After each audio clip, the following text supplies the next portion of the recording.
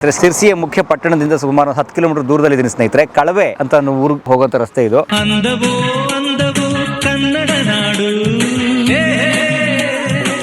ಎಷ್ಟು ದಟ್ಟವಾದ ಅರಣ್ಯ ಇದು ಅಂತಂದ್ರೆ ರಸ್ತೆ ಅದೆಲ್ಲ ಮುಗಿದು ಪೂರ್ತಿ ಮಣ್ಣಿನ ರಸ್ತೆನೆ ಶುರು ಆಯ್ತು ಇಲ್ಲಿ ಪೂರ್ತಿ. ಇಲ್ಲಿ ನಮಗೆ ಇದು ಕಾಡು ಅಂತ ಅನ್ಸೋದೇ ಇಲ್ಲ. ಇಲ್ಲಿ ಜಿಂಕೆಗಳೆಲ್ಲ ಇಲ್ಲೇ ಬರ್ತವೆ. 39,173 ಕೆರೆಗಳ ಕರ್ನಾಟಕದಲ್ಲಿ, ಅದರಲ್ಲಿ ಒಂದು 8,000 ಕೆರೆ ಸ್ವತಃ ನಾನೇ ನೋಡಿದ್ದೀನಿ, ರೆಕಾರ್ಡ್ ಮಾಡಿದ್ದೀನಿ. ಹಸುರಿನ ಬನಸಿರಿಗೆ ಒಲಿದು ಸೌಂದರ್ಯ ಸರಸ್ವತಿ ಧರೆಗಿಳಿದು. ಕಾಡಿದ್ರೆ ನಾಡು, ಕಾಡು ಉಳಿದ್ರೆ ನಾಡು, ಕಾಡಿದ್ರೆ ನೀರು, ಕಾಡಿದ್ರೆ ಮಳೆ, ಕಾಡಿದ್ರೆ ಜೀವಿಗಳು, ಕಾಡಿದ್ರೆ ಮನುಷ್ಯರು ಅಂತ ಅನೇಕ ಕೋಟ್ಗಳನ್ನ ನಾವು ಕೇಳಿರ್ತೀವಿ ಸ್ನೇಹಿತರೆ.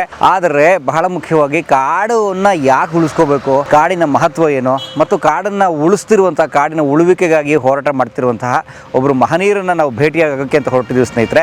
ಎಸ್, ನನಗಿರುವಂಥದ್ದು ಶಿರ್ಸಿಯಲ್ಲಿ ಸ್ನೇಹಿತರೆ. ಶಿರ್ಸಿಯ ಮುಖ್ಯ ಪಟ್ಟಣದಿಂದ ಸುಮಾರು 10 ಕಿಲೋಮೀಟರ್ ದೂರದಲ್ಲಿದ್ದೀನಿ ಸ್ನೇಹಿತರೆ. ಕಳವೆ ಅಂತ ಊರಿಗೆ ಹೋಗುವಂತ ರಸ್ತೆ ಇದು. ಕಳವೆ ಸಸ್ಯ ಕ್ಷೇತ್ರ ನೀವು ನೋಡ್ತಿದ್ದೀರಿ ಸ್ನೇಹಿತರೆ. ಶಿವಾನಂದ ಹೆಗಡೆ ಕಳವೆ ಅಂತ ನೀವು ಅನೇಕರು ಓದಿರ್ಬೋದು, ನೋಡಿರ್ಬೋದು ಅವ್ರ ಬಗ್ಗೆ. ಅವರಂತೂ ಸೋಷಿಯಲ್ ಮೀಡಿಯಾ, ಸಾಮಾಜಿಕ ಜಾಲತಾಣದಲ್ಲಿ ಬಹಳ ಪ್ರಖ್ಯಾತರು. ಶಿವಾನಂದ ಹೆಗಡೆ ಕಳವೆ ಅವರು ಸ್ನೇಹಿತರೆ. ಈ ಸಿರ್ಸಿ ಭಾಗದಲ್ಲಿ, ಉತ್ತರ ಕನ್ನಡ ಜಿಲ್ಲೆಯ ಭಾಗದಲ್ಲಿ ತುಂಬ ವಿಶೇಷವಾದಂತಹ ಅರಣ್ಯ ಹೋರಾಟದ ಬಗ್ಗೆ ಆಸಕ್ತಿ ಉಳ್ಳಂಥವ್ರು, ಅರಣ್ಯ ಹೋರಾಟದ ಬಗ್ಗೆ ತುಂಬ ಕೆಲಸ ಮಾಡ್ತಿರುವಂಥವ್ರು ಸ್ನೇಹಿತರೆ. ನೀರಿನ ಬಗ್ಗೆ, ನೀರನ್ನು ಉಳಿಸ್ಕೊಳ್ಳೋದ್ರ ಬಗ್ಗೆ, ನೀರಿನ ಮಹತ್ವದ ಬಗ್ಗೆ ಬಹಳ ಕೆಲಸ ಮಾಡ್ತಿರುವಂಥವ್ರು. ಅನೇಕ ಲೇಖನಗಳನ್ನ ಬರೀತಾರೆ, ಅನೇಕ ಪತ್ರಿಕೆಗಳಿಗೆ, ಸಾಮಾಜಿಕ ಮಾಧ್ಯಮಗಳಲ್ಲಿ ವಿಡಿಯೋಗಳನ್ನ ಮಾಡಿ ಹಾಕ್ತಿರ್ತಾರೆ, ಹೋರಾಟಗಳನ್ನು ಸಂಘಟಿಸ್ತಿರ್ತಾರೆ. ಅವರು ಅದ್ಭುತವಾದ ತೋಟ ಕೂಡ ಮಾಡ್ಕೊಂಡಿದ್ದಾರೆ. ಹೋಗೋಣ, ನೋಡೋಣ, ಕೇಳೋಣ. ಶಿವಾನಂದ ಹೆಗಡೆ ಕಳವೆ ಅವರ ಪರಿಸರದ ಸೂಕ್ಷ್ಮ ಆಲೋಚನೆಗಳನ್ನ, ಅವರ ಮನಸ್ಥಿತಿಯನ್ನ ಗಮನಿಸೋಣ ಸ್ನೇಹಿತರೆ. ಸ್ವಾಗತ ನಿಮಗೆ ಕಲಾ ಮಾಧ್ಯಮಕ್ಕೆ, ಸಿರ್ಸಿ ಭಾಗಕ್ಕೆ. ಸಿರ್ಸಿಯಲ್ಲಿ 2ನೇ ದಿನ ನೀವು ಜಾತ್ರೆ ಮತ್ತು ಬನವಾಸಿ ದೇವಸ್ಥಾನ ಎಲ್ಲ ನೋಡಿದ್ರೆ, ಈಗ ಸಿರ್ಸಿಯ ಅನೇಕ ಸಾಧಕರನ್ನ, ವಿಶೇಷವಾದಂತಹ ವ್ಯಕ್ತಿತ್ವಗಳನ್ನ ಪರಿಚಯಿಸುವಂತ ಸಮಯ. ಹೋಗೋಣ, ವೆಲ್ಕಮ್. ಕಾಡು ನೋಡ ಹೋದೆ, ಕವಿತೆಯೊಡನೆ ಬಂದೆ. ಇದು ಸ್ನೇಹಿತರೆ ಕಾನ್ಮನೆಗೆ ಹೋಗುವಂಥ ರಸ್ತೆ ಸ್ನೇಹಿತರೆ. ಇದು ಈ ಕಡೆಗೆ ಎಡಗಡೆಗೆ ಹೋದರೆ ಕಾನ್ಮನೆ ಅಂದರೆ ಒಂದು ರಿಸರ್ಚ್ ಸ್ಟೇಷನ್ ಇದೆ ಸ್ನೇಹಿತರೆ. ನಿಸರ್ಗ ಜ್ಞಾನ ಕೇಂದ್ರ ಅಂದರೆ ಪರಿಸರದ ಬಗ್ಗೆ, ಪ್ರಕೃತಿ ಬಗ್ಗೆ, ಕಾಡಿನ ಬಗ್ಗೆ, ನೀರಿನ ಬಗ್ಗೆ ಅರಿವು ಮೂಡಿಸುವಂಥ ಒಂದು ಸಂಶೋಧನಾ ಕೇಂದ್ರ ಇದೆ ಇಲ್ಲಿ ಕಾನ್ಮನೆ. ಈ ಕಡೆ ಹೋಗ್ಬೇಕು ನಾವು ಶಿವಾನಂದ ಹೆಗಡೆ ಕಳವೆಯವರ ಮನೆಗೆ ಮತ್ತು ಅವ್ರ ತೋಟಕ್ಕೆ. ಹೋಗೋಣ ಬನ್ನಿ. ಈ ಕಡೆಗೆ ನೋಡಿ, ಸುತ್ತ ದಟ್ಟವಾದ ಕಾಡು, ಸಹಜವಾದ ಕಾಡಿದು. ಇಲ್ಲಿ ನೋಡಿ, ಇಲ್ಲಿ ನೀವು ಗಮನಿಸ್ಬೋದು, ಸರ್ಕಾರದ ಬೋರ್ಡ್ ಕೂಡ ಇದೆ. ಕಳವೆಗೆ ಹೋಗೋ ರಸ್ತೆ. ಬನ್ನಿ.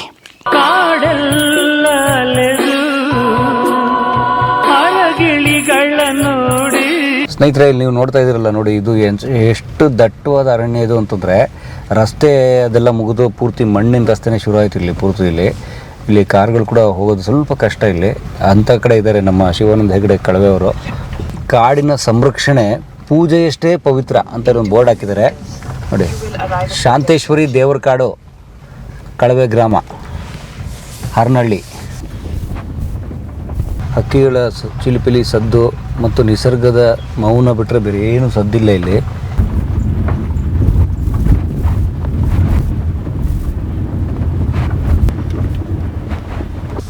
ಬಂತು ಈಗ ನಮ್ಮ ಬಲಗಡೆಗೆ ಶಿವಾನಂದ ಹೆಗಡೆ ಕಳವೆಯವರ ಮನೆ ಅನ್ಸುತ್ತೆ ಇದು.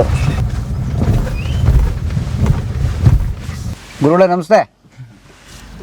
ವಾವ್, ನೋಡಿ ಗುರುಗಳು ಚೆನ್ನಾಗಿದೆ ಸರ್. ಹೇಗಿದ್ದೀರಿ ಸರ್? ಗೊತ್ತಾಯ್ತು ಸರ್. ಮಾರ್ಗದರ್ಶಕರಿದ್ರಿ ಸರ್. ಹಾಂ, ಹಾಂ, ಕೆಲಸ ಮುಗಿಸ್ಬೋದು. ಓಕೆ. ಶಿವಾನಂದ್ ಸರ್ ಬೆಳಗ್ಗೆನೇ ಬ್ಯುಸಿ ಇದ್ದಾರೆ.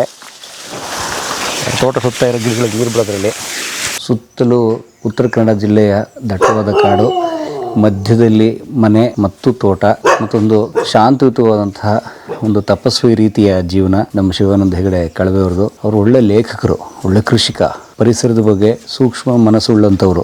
ನೀರಿನ ಸಂರಕ್ಷಣೆ ಬಗ್ಗೆ, ನೀರನ್ನು ಉಳಿಸೋದ್ರ ಬಗ್ಗೆ, ನೀರಿನ ಮಹತ್ವದ ಬಗ್ಗೆ, ಮಣ್ಣಿನ ಮಹತ್ವದ ಬಗ್ಗೆ, ಅರಣ್ಯದ ಬಗ್ಗೆ, ತೋಟಗಳನ್ನು ಹೇಗೆ ನಿರ್ವಹಣೆ ಮಾಡೋದ್ರ ಬಗ್ಗೆ, ಎಲ್ಲದ್ರ ಬಗ್ಗೆ ಲೇಖನಗಳನ್ನ ನಿರಂತರವಾಗಿ ಬರೀತಿರ್ತಾರೆ, ವಿಡಿಯೋಗಳನ್ನು ಮಾಡ್ತಿರ್ತಾರೆ. ಅವ್ರ ಜೊತೆ ನಾವು ಮಾತಾಡೋಕ್ಕೆ ಅಂತ ಅವ್ರ ಜಾಗಕ್ಕೆ ಬಂದಿದ್ದೀವಿ, ಅವ್ರ ತೋಟಕ್ಕೆ ಬಂದಿದ್ದೀವಿ. ನೀವು ನೋಡ್ತಿದ್ದೀರಿ ಅವ್ರ ಲೋಕ ಇದು. ಇಲ್ಲಿ ಅವ್ರದ್ದು ಅನೇಕ ಬೇರೆ ಬೇರೆ ಚಟುವಟಿಕೆಗಳಿದ್ದಾವೆ. ಎಲ್ಲವನ್ನು ಕೇಳೋಣ. ಅವ್ರ ಕೃಷಿ ಬಗ್ಗೆ, ಅವ್ರಿಗಿರೋ ಅರಣ್ಯದ ಅರಿವಿನ ಬಗ್ಗೆ ಎಲ್ಲವನ್ನು ತಿಳ್ಕೊಳ್ಳೋಣ ಬನ್ನಿ. ಪರಿಸರ, ಪ್ರಕೃತಿಗೆ ಸಂಬಂಧಪಟ್ಟಂಥ ಮಾಹಿತಿ, ಜ್ಞಾನವನ್ನು ಕೊಡುವ ಈ ಸರಣಿಗೆ ನಿಮ್ಗೆಲ್ರಿಗೂ ಆತ್ಮೀಯವಾದ ಸ್ವಾಗತ. ಸ್ನೇಹಿತರೆ, ನನ್ನ ಜೊತೆಗೆ ಶಿವಾನಂದ್ ಭಟ್ ಅವರಿದ್ದಾರೆ. ಸರ್ ನಮಸ್ತೆ. ಸರ್ ನಮಸ್ತೆ. ಹೇಗೆ ಖುಷಿ ಆಯ್ತು ನೀವು ಬಂದಿರೋದು? ಭಾಳ ಸಂತೋಷ ಆಯಿತು. ತಮ್ಮ ಲೇಖನಗಳನ್ನೆಲ್ಲ ಓದ್ತಿದ್ವಿ ನಾವು. ಆಗಲಿ ಅದೇ ಬಹಳ ಸೂಕ್ಷ್ಮವಾದ ಒಳನೋಟಗಳು ಇರ್ತವೆ ಅದರಲ್ಲಿ. ಈ ಉತ್ತರ ಕನ್ನಡ ಜಿಲ್ಲೆಯ ಕಾಡುಗಳ ಬಗ್ಗೆ, ನೀರಿನ ಬಗ್ಗೆ, ಅರಣ್ಯದ ಬಗ್ಗೆ, ಕೃಷಿ ಬಗ್ಗೆ, ಕೃಷಿಯ ತಪ್ಪುಗಳ ಬಗ್ಗೆ, ಸಮಸ್ಯೆಗಳ ಬಗ್ಗೆ ಬಹಳ ವಿಶೇಷವಾಗಿ ಬರೀತಿರ್ತಾವೆ. ಓಡಾಡ್ತೀವಿ. ಓಡಾಡಿದ್ದನ್ನು 4 ಜನಕ್ಕೆ ಹಂಚೋ ಹಿನ್ನೆಲೆಯಲ್ಲಿ ಇದೊಂದು ಅಭಿವ್ಯಕ್ತಿಯ ಮಾಧ್ಯಮವಾಗಿ ಮಾಡ್ತಾ ಇದ್ದೀನಿ. ಓಕೆ, ಅದೇ ಅಷ್ಟು ಚೆನ್ನಾಗಿದೆ. ನೀವು ಚೆನ್ನಾಗಿದೆ. Thank you. ನಿಮ್ಮನ್ನು ನೋಡಿದ್ರೆ ಗೊತ್ತಾಗುತ್ತೆ, ನೀವಿರೋ ಪರಿಸರ ನೋಡಿದ್ರೆ ಗೊತ್ತಾಗುತ್ತೆ ಭಾಳ ಚೆನ್ನಾಗಿರ್ತಾವೆ ಅಂತ. ಓ ಇದ್ದೀವಿ. ಹುಟ್ಟದಲ್ಲಿಂದ ವಿಳಾಸ ಚೇಂಜ್ ಆಗಿಲ್ಲ, ಇನ್ನೂ ಎಲ್ಲ ಇದ್ದೀವಿ. ಯಾವ ಜಾಗ ಇದು? ಶಿರ್ಸಿ ತಾಲೂಕು ಅಂದರೆ ಉತ್ತರ ಕನ್ನಡ ಜಿಲ್ಲೆ, ಕಳವೆ ಅಂತ ಗ್ರಾಮ. ಇದು ಹಾರನಹಳ್ಳಿ ಅಂತ ಕರೀತಾರೆ, ಹರನಹಳ್ಳಿ ಅಂತ. ಇನ್ನೊಂದು ದೇವಸ್ಥಾನ ಇದೆ, ಈಶ್ವರ ದೇವಸ್ಥಾನ, ಅದರಿಂದ ಅದು ಹೆಸರಾಗಿದೆ. ಈ ಜಾಗ ಅಂದರೆ ಸುತ್ತ ಕಾಡಿದೆಯಾ ಅಥವಾ ಇಲ್ಲಿ ತೋಟಗಳು ಇದಾವ ಅಥವಾ ಯಾವ? ಇಲ್ಲ, ಇಲ್ಲೇನು ಕೆಳಗಡೆ ಗದ್ದೆಗಳು, ಅಡಿಕೆ ತೋಟ ಕಣಿವೆಯಲ್ಲಿ, ಆಮೇಲೆ ಮೇಲ್ಗಡೆ ಭಾಗದಲ್ಲಿ ಸೊಪ್ಪಿನ ಬೆಟ್ಟ ಮತ್ತು ಕಾನು ಅಂದರೆ ಇದು ಈ ಥರ ನಿತ್ಯ ಹರಿದ್ವರ್ಣ ಫಾರೆಸ್ಟ್ ಒಂದು ಪ್ಯಾಚ್ ಇದೆ, ಅಷ್ಟಿದೆ. ಕೆಳಗಡೆ ಹಳ್ಳ ಇದೆ, ಚೆನ್ನಾಗಿರೋ ಹೊಳೆ ಇದೆ ಇಲ್ಲೇ ಕೆಳಗಡೆ. ಇದು ನೀವು ಹುಟ್ಟು ಬೆಳೆದ ಮನೆ? ಇಲ್ಲ, ನಾನು ಅಲ್ಲಿ ಕೆಳಗಡೆ ಇತ್ತು ಮನೆ. ಈಗ ಇಲ್ಲಿ ಇರ್ತಾ ಇದ್ದೀವಿ. ಇದು ಮನೆ ಕಟ್ಟಿ 95ರಲ್ಲಿ ಕಟ್ಟಿರೋದಷ್ಟೇ, ಅಂದರೆ 30 ವರ್ಷದಿಂದ. ಹೌದು, ಅದಕ್ಕೂ ಬಂದು ಕೆಳಗಡೆ ಇತ್ತು ನಮ್ಮದು ಹಳೆ ಮನೆ ಇತ್ತು ಅಲ್ಲಿ, ಹಿರಿಯರ ಮನೆ. ಹೌದೌದು, ಈಗಿಲ್ಲ ಅಲ್ಲಿ. ಮನೆ ಇದೊಂದಿದೆ, ಹಿತ್ತಲಿದೆ. ತಮ್ಮ ಕುಟುಂಬದ ಹಿನ್ನೆಲೆ? ಇಲ್ಲ, ನಾವೊಂದು ಕೃಷಿ ಕುಟುಂಬ. ಕಳವೆ ಅಂತ ಊರಲ್ಲಿ ಇಲ್ಲೇ ಇರೋದು. ಇಲ್ಲೇ ನಮ್ಮೂರಿಂದ 1 ಕಿಲೋಮೀಟರ್ ಹತ್ತಿಗೆ. ಮೂಲತಃ ಕೃಷಿನೇ ನಂಬಿಕೊಂಡು ಬಂದಂಥ ಕುಟುಂಬ. ನಾವು 3 ಜನ ಗಂಡು ಮಕ್ಕಳು, 6 ಜನ ಸಹೋದರಿಯರು. ದೊಡ್ಡ ಫ್ಯಾಮಿಲಿ. 9 ಜನ? ಹೌದೌದು. ಇಲ್ಲಿ ಬಂದು ಆಮೇಲೆ ನಮಗೆ ಕೃಷಿ ಇದೆಲ್ಲ ಒಂದು ಕಂಪೌಂಡ್ ಥರ ಇದೆ. ನಮ್ಮ ಕುಟುಂಬದವರೆಲ್ಲ ಡಿವೈಡ್ ಆದಾಗ ಅಲ್ಲಿ ಅಕ್ಕಪಕ್ಕ ಎಲ್ಲ ಇದ್ದೀವಿ. ನಾನು ಓದಿರೋದು BCom. ಅದಕ್ಕೂ ಪೂರ್ವದಲ್ಲಿ ಪ್ರಾಥಮಿಕ ಶಾಲೆಗೆಲ್ಲ ಹೋಗಿದ್ದು ಕಳವೆಯಲ್ಲಿ, ಸಿರ್ಸಿಯಲ್ಲಿ ಕಾಲೇಜು. ಪತ್ರಿಕೋದ್ಯಮ ಓದಿದ್ದೀನಿ ಅನ್ನೋದಕ್ಕೆ ಮೈಸೂರಲ್ಲಿ 5 ಶಿಕ್ಷಣ ಆಗಿದೆ. ಆಮೇಲೆ ಹವ್ಯಾಸಿ ಬರಹಗಾರಾಗಿ ಬಂದೇನೆ ಅಷ್ಟೇ. ಅಂದರೆ BCom ಮುಗಿಸಿ ಪತ್ರಿಕೋದ್ಯಮಕ್ಕೆ ಹೋಗಿ? ಹೌದು, ಅದು ಕಾಂಟ್ಯಾಕ್ಟ್ ಪ್ರೋಗ್ರಾಮ್ ಮೂಲಕ ಅಂಚೆ ತೆರಪಿನ ಶಿಕ್ಷಣ ಅಂತೀವಲ್ಲ, ಪೋಸ್ಟಲ್ ಕೋರ್ಸು ಅದರಲ್ಲಿ ಆಗಿದ್ದೀನಿ. ಬಟ್ ಅದಕ್ಕೂ ಮೊದಲು ನಾನು BCom ಆಗಿ ಧಾರವಾಡ ಯೂನಿವರ್ಸಿಟಿಗೆ ಅರ್ಜಿ ಹಾಕಿದ್ದೆ. MComಗೆ ಅಲ್ಲ, ಪತ್ರಿಕೋದ್ಯಮಕ್ಕೆ. ಆವಾಗ ಅವಕಾಶ ಜರ್ನಲಿಸಮ್? ಹೌದು, ಕೊಟ್ಟಿಲ್ಲ, ಅಂದರೆ ಕೊಡೋದಿಲ್ಲ ಅಲ್ಲ, ಆಗಲ್ಲ. BComನಿಂದ ಯಾರು ಮಾಡೋದಿಲ್ಲ ಈ ಥರ, ಅವಕಾಶ ಇರಲಿಲ್ಲ. ಬಟ್ ಆಮೇಲೆ ನಾವೇ ಪತ್ರಿಕೋದ್ಯಮ ಶಿಕ್ಷಣ ಶುರು ಮಾಡಿದ್ವಿ ಇಲ್ಲಿ ಹಳ್ಳಿಯಲ್ಲಿ. ಬರಿತಾ ನಮ್ಮ ಅನುಭವ ಹೇಳಬೇಕು ಅಂತ ಮಾಧ್ಯಮ ಸಂಸ್ಕೃತಿ ಅಭಿವೃದ್ಧಿ ಕೇಂದ್ರ ಅಂತ ಸ್ನೇಹಿತರೆಲ್ಲ ಸೇರಿ ಶುರು ಮಾಡಿ ಅನೇಕ ಶಿಬಿರಗಳನ್ನು ಮಾಡಿದ್ವಿ. ನಮ್ಮ ಮನೆಯೇ ಪಾಠಶಾಲೆ ಆಗಿತ್ತು. ಹೆಚ್ಚು ಕಡಿಮೆ ಇಲ್ಲಿ ಕಾನ್ಮನೆ ಮತ್ತು ಬೇರೆ ಬೇರೆ ಕಡೆ 1,500 ಜನ ಇಲ್ಲೇ ಓದಿದ್ದಾರೆ ಪತ್ರಿಕೋದ್ಯಮನೆ. ನೀವು ಗುರುಗಳು? ನಾನೊಂದು, ಎಲ್ಲ ನನ್ನ ಸ್ನೇಹಿತರೆಲ್ಲ ತಂಡ ಇದೆ. ಪ್ರಾಕ್ಟಿಕಲ್ ಆಗಿ ನಾವು ಹೇಳ್ಕೊಡೋದು. ನಮ್ಮ ಪಾಠಗಳೆಲ್ಲ ಹೊಳೆದಂಡೆಯಲ್ಲಿ, ಗದ್ದೆ ಬೈಲಲ್ಲಿ, ತೋಟದಲ್ಲಿ, ಕಾಡಲ್ಲಿ. ಇದೇ ಅಲ್ಲಿರೋ ಕಾಡಲ್ಲಿ ಕೂತ್ಕೊಂಡು ಸುಮಾರು ಒಂದು 400 ಜನ ಪತ್ರಕರ್ತರು ಓದಿದ್ದಾರೆ. ಇವತ್ತೇನು ಅನೇಕ TV ಚಾನಲ್ಗಳಲ್ಲಿ ಬೇರೆ ಬೇರೆ ಪತ್ರಿಕೆಯಲ್ಲಿ ಕಾಲಮ್ ಬರೀತಾರೆ, ಅಲ್ಲಿ ಅವರೆಲ್ಲ ಓದಿದ್ದಿರದಿಲ್ಲ. ನಮ್ಮ ಮನೆಯಲ್ಲೇ ಉಳ್ಕೊಂಡು 10ರಿಂದ 12 ಜನ ಇರ್ತಾಯಿದ್ರು. ಅವರಿಗೆ ಪಾಠ ಇಲ್ಲ ನಡೀತಾಯಿತ್ತು. ಉಜಿರೆ, ಆಮೇಲೆ ಮೂಡುಬಿದಿರೆ, ಹೀಗೆ ಬೇರೆ ಬೇರೆ ಪತ್ರಿಕೋದ್ಯಮ ಕಾಲೇಜ್ ಮಕ್ಕಳು ಬಂದು ನೋಡಿತಾಯಿದ್ರು. ವಾವ್. ನಮ್ಮ ಜೊತೆ ಈಗ ನಮ್ಮ ಕೆಲಸ ಮಾಡ್ತಾ ಇರ್ತೀವಿ, ಅವ್ರಿಗೆ ಪಾಠನೂ ಹಾಗೆ ಆಗ್ತಿತ್ತು. ಒಂಥರ ತೆರೆದ ವಿಶ್ವವಿದ್ಯಾನಿಲಯ. ಇಲ್ಲ, ಒಂದೊಂದು ಅನುಭವ ಹಾಗಿರಬೇಕು ಅಂತ. ಅಂದರೆ ಪಾಠ ಅಂದ ತಕ್ಷಣ ಒಂಥರ ಕ್ಲಾಸ್ ರೂಮು ಆ ಥರ ಇರುತ್ತಲ್ಲ, ನಮ್ದು ಯಾವುದು ಆ ಥರ ಸಿಸ್ಟಮ್ ಇಲ್ಲ. ನಮ್ಮ ರಿಸೋರ್ಸ್ ಪರ್ಸನ್ನು ಹಾಗೆ ಇರ್ತಾಯಿದ್ರು, ಅವರು ಇದರ ಒಂದು ಭಾಗನೇ ಆಗಿ ನಿಂತಾಯಿದ್ರು. ವಾವ್. ನೀವು ಈ ಕೃಷಿ ಮಾಡ್ತಾ, ಅಡಿಕೆ ಕೃಷಿ ಮಾಡ್ತಾ, ಅಥವಾ ನಿಮ್ಗೆ ಬೇರೆ ಬೇರೆ ಚಟುವಟಿಕೆ ಮಾಡ್ತಾ ಪಾಠ ಮಾಡೋದು? ಅದ್ರ ಮಧ್ಯೆ? ಹೌದು, ಕೊಟ್ಟಿಗೆ ಹೋಗಿ ನಾವು ಅಲ್ಲ, ಅವರು ಮಾಡ್ತಾಯಿದ್ರು. ನಾವು ಕೊಟ್ಟಿಗೆಗೆ ಬೆಳಗ್ಗೆ ಸಗಣಿ ತೆಗೆಯೋದಕ್ಕೆ ಅಂತ ಹೋಗ್ಬಿಟ್ರೆ ಪಾಪ ಅವರಿಗೆ ಸರ್ ಮಾಡ್ತಾರೆ, ನಾವು ಮಾಡೋಣ ಅಂತ ಮಕ್ಕಳು ಬಂದುಬಿಡ್ತಿದ್ರು. ಯಾರೋ ಹೂ ಕೊಯ್ತಾ ಇದ್ರು, ನಾವು ಹೂ ಕೊಯ್ಬೇಕಂತ ಹೋಗ್ತಾಯಿದ್ರು. ರಂಗೋಲಿ ಹಾಕೋಕೆ ಬರ್ತಾಯಿದ್ರು. ಅದೆಲ್ಲ ತಮಾಷೆ ಪ್ರಸಂಗಗಳು ಇರ್ತಿತ್ತು. ನಮ್ಮ ಮನೆಯಲ್ಲಿ ಅವರೆಲ್ಲ ಮಕ್ಕಳೇ ಎಲ್ಲ ಡಿವೈಡ್ ಮಾಡ್ಕೊಂಡಿದ್ರು, ಏನೇನು ಕೆಲಸ ಮಾಡಬೇಕು ನಾಳೆ ಅಂತ. ಒಬ್ಬರು ಅಡುಗೆ ಮಾಡಬೇಕು, ಇನ್ನೊಬ್ರು ಹಾಲು ಕರಿಯಕ್ಕೆ ಹೋಗಬೇಕು, ಇನ್ನೊಬ್ಬರು ಇನ್ನೇನೋ ಮಾಡಬೇಕು, ಏನು ರಂಗವಲ್ಲಿ ಹಾಕಬೇಕು, ಈ ಥರ ಮಾಡ್ಕೊಂಡಿದ್ರು. ಅದು ಎಲ್ಲರಿಗೂ ಬರ್ತಿತ್ತು. ಈಗ ಏನಾಗ್ತಿತ್ತು, ಸ್ಟೂಡೆಂಟ್ಗಳಲ್ಲಿ ಮಜಾ ಇರ್ತಿತ್ತು. ಅವರು ಅವ್ರ ಹಿನ್ನೆಲೆ ಬೇರೆ ಆಗಿರುತ್ತೆ, ಇದು ಬೇರೆ ಆಗಿರುತ್ತೆ. ಅವ್ರು ಇಲ್ಲಿ ಬಂದು ಈ ಕೆಲಸ ಮಾಡಬೇಕು. ಹಾಗಾಗಿ ನಂಗೆ ನೆನಪಿದೆ, ಜೋಸ್ಬಿಟ ಅಂತ ಹುಡುಗಿ, ಅವಳಿಗೆ ನಮ್ಮನೆ ದೇವರಿಗೆ ರಂಗೋಲಿ ಹಾಕೋದು ಬಂದಿತ್ತು. ಅನೇಕ ಹುಡುಗರು ಇವರೆಲ್ಲ ಬರ್ತಾಯಿದ್ರು, ಇಲ್ಲೇ ಉಳಿತಾ ಇದ್ರಲ್ಲ, ನಮ್ಮಲ್ಲೇ ಉಳಿದ್ರು. ಬೇರೆ ಬೇರೆ ಕೆಲಸಗಳನ್ನು ಮಾಡ್ತಾಯಿದ್ರು ಅವರು ಇದಕ್ಕೆ. ವಾವ್. ಹಾಗಾಗಿ ನಿಮ್ಮ ಮುದ್ದೆ ಮಾಡೋದಕ್ಕೆ ಅಂತೇಳಿ ಅವರು ನಮ್ಮ ಮನೆಯಲ್ಲೇ ಮುದ್ದೆ ಮಾಡಿ, ರಾಗಿ ಮುದ್ದೆ, ಹೌದು, ಎಲ್ಲ ಇಲ್ಲಿ ತಿನ್ನಿಸಿದ್ದಾರೆ.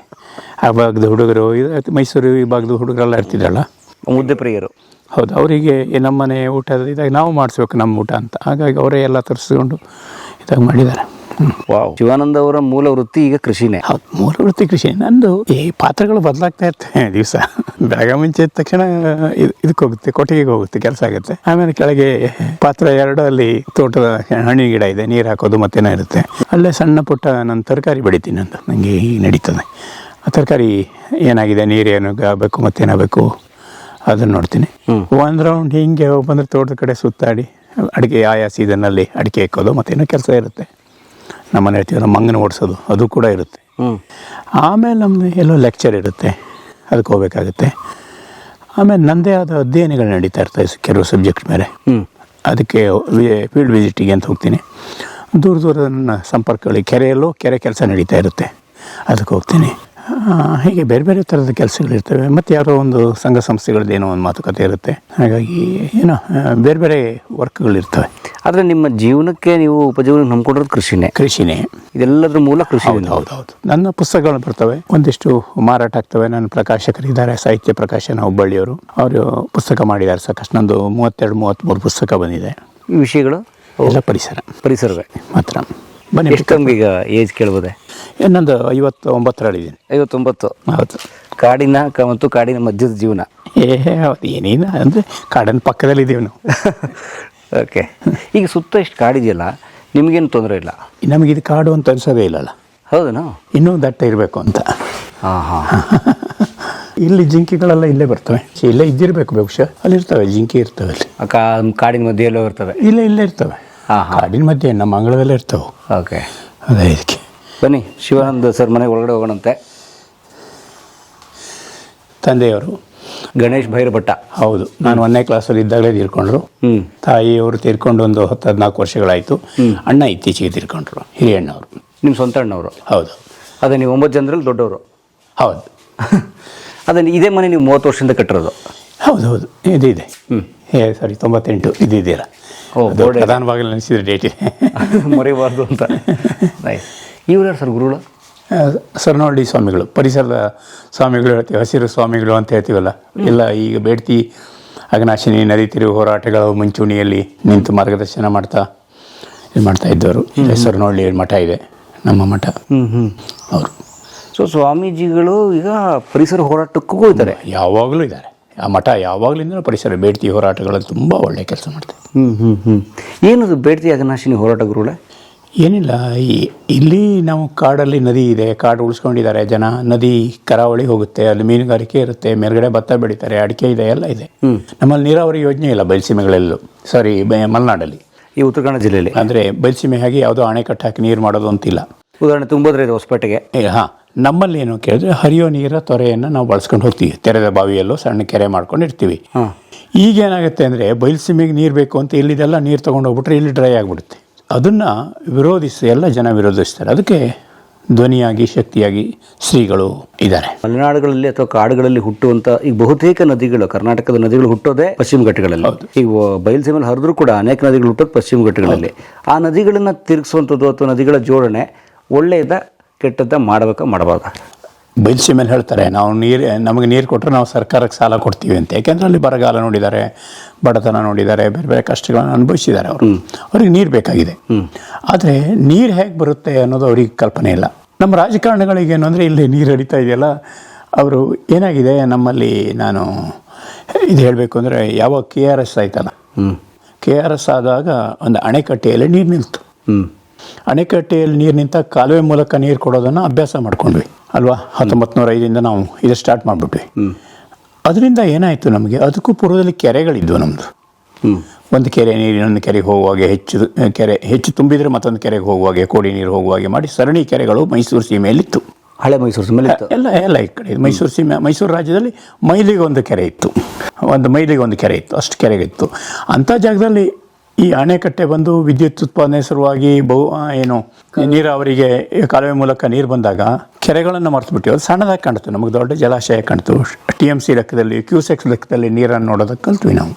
ಈ ರಾಜಕಾರಣಿಗಳ ತಲೆಯಲ್ಲಿ ಏನು ಬಂತು, ಅದೇ ಥರ ಹೀಗೆ ಮಾಡೆಲ್ ಮಾಡಿದ್ರೆ ಹೇಗೆ? ಹೊಸಪೇಟೆಲ್ ಡ್ಯಾಮ್ ಆಯಿತು, 53-54 ಇಸ್ವಿಯಲ್ಲಿ ನೀರು ಹೋಯ್ತು, ಸ್ವತಂತ್ರ ಅಲ್ಲಿ ಭತ್ತ ಬೆಳೆಯೋಕೆ ಸಾಧ್ಯ ಆಯಿತು. ಅದೇ ಹೊತ್ತಿಗೆ ಅಡಿಗಲ್ ಹಾಕ್ತಂಥದ್ದು ಆಲ್ಮಟ್ಟಿ ನಂತರದಲ್ಲಿ ಆರಂಭ ಆಯಿತು. ಈಗ ಒಂದು 2001-2 ಅದು ಆರಂಭ ಆಗಿತ್ತು. ಈ ಕೃಷ್ಣಕ್ಕೂ ಆಮೇಲೆ ತುಂಗಭದ್ರಕ್ಕೂ ಆ ಕಡೆ ಕಾವೇರಿಗೂ ಎಲ್ಲ ಅಲ್ಲಲ್ಲಿ ಅಣೆಕಟ್ಟುಗಳಾಗಿದ್ದಾವೆ. ನಾವು ಬರ ಎದುರಿಸೋದು ಅಂದರೆ ಹೇಗೆ? ನೀರು ಕೊಡೋದು. ಆದರೆ ಬರಕ್ಕೆ ಕಾರಣ ಏನು? ಮೂಲ ಕಾರಣ ಏನು? ಒಂದು ಅರಣ್ಯ ನಾಶ ಆಗಿದ್ದು ಆಗಿರ್ಬೋದು, ಭೂಸವಕಳಿನೂ ಆಗಿರ್ಬೋದು, ಹವಾಮಾನದ ಬದಲಾವಣೆನೂ ಆಗಿರ್ಬೋದು, ಬೆಳೆಗೆ ಬೇರೆ ಬೇರೆ ಸಮಸ್ಯೆಗಳು ಆಗಿರ್ಬೋದು. ಅದನ್ನು ನಾವು ಸಮಗ್ರವಾಗಿ ನೋಡಬೇಕಾಗುತ್ತೆ. ಬರ ಗೆಲ್ಲುವ ದಾರಿಗಳು ನೋಡಬೇಕಾಗುತ್ತೆ. ಸರ್ಕಾರ ಒಂದು ಅಸ್ತ್ರ ಇಟ್ಕೊಂಡಿದೆ, ನೀರು ತಿರ್ಸ್ಬಿಡೋದು ಅಂತ. ದೇಶ ಮಟ್ಟದಲ್ಲೇ ಶುರುವಾಗ್ಬಿಟ್ಟಿದೆ. ಹಾಗಾಗಿ ಈ ಥರದ ಸಣ್ಣ ಪುಟ್ಟ ಹಳ್ಳಗಳನ್ನೆಲ್ಲ ತಿರ್ಸಿ ಆ ಕಡೆ ತಿರ್ಸ್ಬಿಡೋಣ ಅಂತ ಯೋಚನೆ. ಆದರೆ ಅದು ಅಷ್ಟು ಸುಲಭ ಅಲ್ಲ. ಯಾಕೆಂದರೆ ನದಿಯಂಚಿನಲ್ಲೇ ಇರೋದು ಕಾಡೀಗ, ಬೇರೆ ಕಡೆ ಇಲ್ಲ. ನದಿಯಂಚಿನಲ್ಲೇ ಅಲ್ಪ ಸ್ವಲ್ಪ ಕಾಡು, ನದಿ ಹುಟ್ಟುವ ಜಾಗದಲ್ಲಿ ಕಾಡಿದೆ. ಅದನ್ನು ನಾಶ ಮಾಡೇ ನಾವು ಈ ಯೋಜನೆ ಆಗಬೇಕು. ಆಗ ನದಿನೇ ಇರೋದಿಲ್ಲ. ನೀರಿಲ್ಲದಾದ್ಮೇಲೆ ನಿಮ್ಮ ಪೈಪ್ಲೈನ್, ಖಾಲಿ ಪೈಪ್ಗಳನ್ನು ಇಟ್ಕೊಂಡು ಏನು ಮಾಡ್ತೀರಾ? ಇವತ್ತು ಕರ್ನಾಟಕದ ಒಂದು ಅಡಿಟ್ ಆಗಬೇಕು. ಅಡಿಟ್ ಅಂತಂದರೆ ಈವರೆಗೆ ಕಳೆದ 40 ವರ್ಷಗಳ ನೀರಿಗಾಗಿ ಎಷ್ಟು ಹಣ ಖರ್ಚು ಮಾಡಿದ್ದೀವಿ ಅಂತ. ಈಗ ಮತ್ತೆ ಬಜೆಟ್ ಬರ್ತಾ ಇದೆ, ಮತ್ತು ಘೋಷಣೆ ಆಗ್ಬೋದು. 1000 ಕೋಟಿ ಕೊಡೋದು ಒಂಥರ ಖುಷಿಯ ಕೆಲಸ ಆಗಿದೆಯಲ್ಲ. 1000 ಕೋಟಿಯನ್ನು ಘೋಷಣೆ ಮಾಡಿಬಿಡ್ತಾರೆ. ನಿಜವಾಗಿ ಪ್ರಾಕ್ಟಿಕಲ್ ಆಗಿ ಹೋಗಿ ನೋಡಿ ಏನಾಗಿದೆ ಅಂತ. ಯಾರಾದರೂ ಹೋಗಿ ಅಧ್ಯಯನ ಮಾಡಿದರೆ ಎಷ್ಟು % ನಿಜವಾಗಿ ಬಳಕೆಯಾಗಿದೆ, ಸಮರ್ಥವಾಗಿ ಮಾಡಿದ್ದಾರೆ ಅಂತಂದರೆ ನಮಗೆ ಮೊದಲು ಸಿಟ್ಟು ಬರೋದು ಇಂಜಿನಿಯರ್ಗಳ ಬಗ್ಗೆ. ಇವರೆಲ್ಲ ಇಷ್ಟು ದಡ್ಡರಿದಾರ ಅಂತ.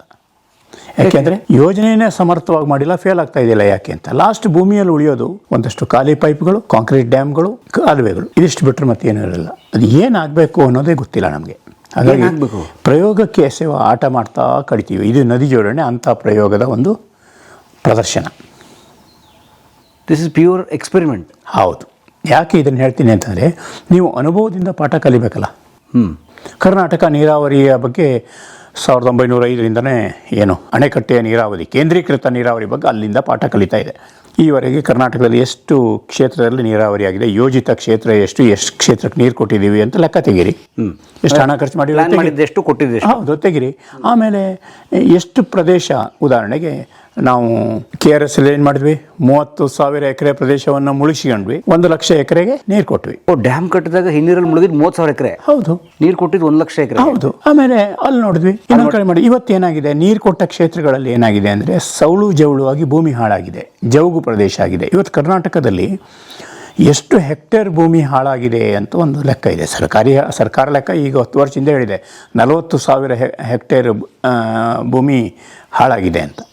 ನೀರಾವರಿ ಕೊಟ್ಟಿದ್ದಕ್ಕೆ, ನೀರಾವರಿ ಕೊಟ್ಟು ಜವುಗಾಗಿ ಏನು ಬೆಳೆಯದೆ ಸ್ಥಿತಿ ಬಂದಿದೆ. ಅದು ಸಹಜ. ಸರ್ಕಾರದ ಲೆಕ್ಕ 40,000 ಇದ್ದರೆ ಅದು 1,00,000, 1.5 ಆಗಿದೆ ಹೆಕ್ಟೇರ್ ಭೂಮಿ. ನಾ ಹೇಳೋದು ಏನಾದರೆ, ನೀವು ಉದಾಹರಣೆಗೆ ನೀವು ಒಂದು ಮಗುವಿಗೆ ಹಾಲೇ ಕುಡಿಸ್ತೀರಿ, ಚಮಚೆಯಲ್ಲಿ ಕುಡಿಸ್ಬೇಕಲ್ಲ. ಹೌದು. ನಿಮಗೇನೋ ಕೆಲಸ ಇದೆ ಅಂತ ಒಂದು ಬಕೆಟ್ ಹಾಲು ಒಯ್ದರೆ ಹೆಂಗೇನಾಗಿರುತ್ತೆ.